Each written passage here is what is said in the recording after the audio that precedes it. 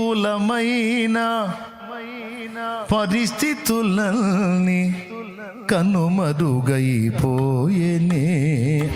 అన్నాడా లేదా? పెద్దోడు అన్నాడా లేదా?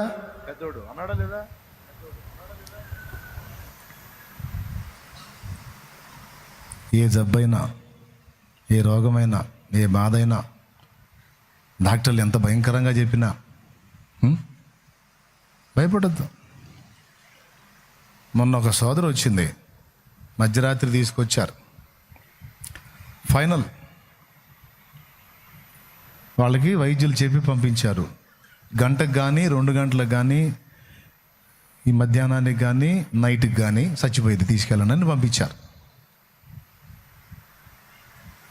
ఆ అమ్మాయి చివరి కోరిక ఏంటంటే, నన్ను ఒక్కసారి తండ్రి సన్నిధికి తీసుకెళ్ళండి, శాలేమన్న దగ్గరికి తీసుకెళ్ళండి, అన్నను చూసి ఒక్కసారి అన్న చేత ప్రార్థన చేయించుకొని దేవుడు ఉంచితే బతుకుతా, పిలిస్తే పోతా, అన్న దగ్గరికి తీసుకెళ్ళండి అని ఆ బిడ్డ కోరింది.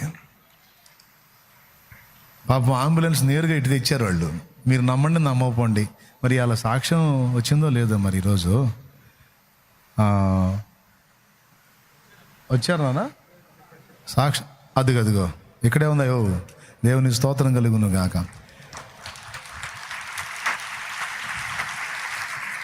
అది ఆ అమ్మాయి, ఆ వెనక అమ్మాయి అటు తిరిగి వందనాలు చెప్పారు. అందుకే ఆ అమ్మాయి బతికింది.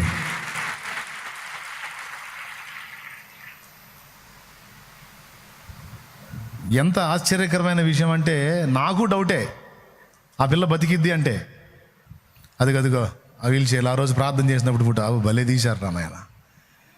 దేవునికి స్తోత్రం. డెడ్లీ కండిషన్ అది. ఇంకా ఆ అమ్మాయి చివరి స్టేజ్ అది.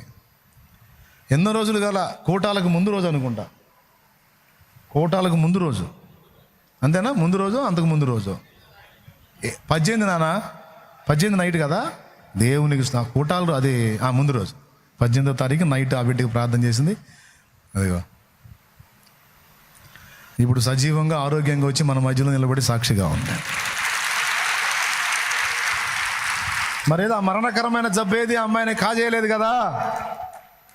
ఆ అమ్మాయి ఒక్కటే తన చుట్టూ ఉన్న వాళ్ళతో చెప్పింది, నా ప్రభు నాకు అవకాశం ఇస్తాడు అన్న ప్రార్థన నా దేవుడు వింటాడు, నాకేం కాదన్నా, నా మాట నమ్మండి అన్నా, మీరు కూడా నమ్ముకోండి అన్నా అని ఆ అమ్మాయి ఆ పొజిషన్లో ఉండి తన కుటుంబ సభ్యులకి, రక్షణ లేని వాళ్ళకి రక్షణ పొందమని చెబుతుంది. చెప్పింది. అదిగో సజీవురాలి ఇప్పుడు సాక్షిగా నిలబడింది. ఇప్పుడు చెప్పండి, మరి మరణకరమైన జబ్బేది? లివర్ ఫెయిల్ అన్నారు, కిడ్నీలు ఫెయిల్ అన్నారు, గుండె సమస్య 24 చెప్పారు. ఎన్ని రోజులు అయినా కూటాలు అయిపోయి 2వ వారం ఇది. మళ్ళీ 10-15 రోజుల కల్లా నార్మల్ పొజిషన్ తెచ్చాడు దేవుడు. ఎన్ని రోజులు కావాలి? ఒక్క మాట చెబితే చాలదా నా తండ్రి? ఉంటుందా అంటే నీ అడ్రస్ రోగం? నేనేమన్నా కల్పించి చెప్పానా? నా దేవుడు నమ్మకస్తుడయా, నా దేవుడు నమ్మదగిన వాడు. ఇప్పుడు చెప్పండి, ఎడు చూసింది ఆ పిల్ల? నా తండ్రికి వెళ్ళి చూసింది ఆ బిడ్డ.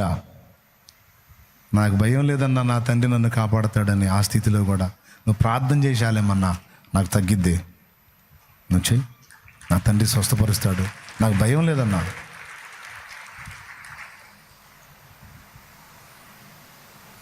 ఇట్లాంటి ఎన్నో. థ్యాంక్ యూ నాన్న, కూర్చోమ్మా.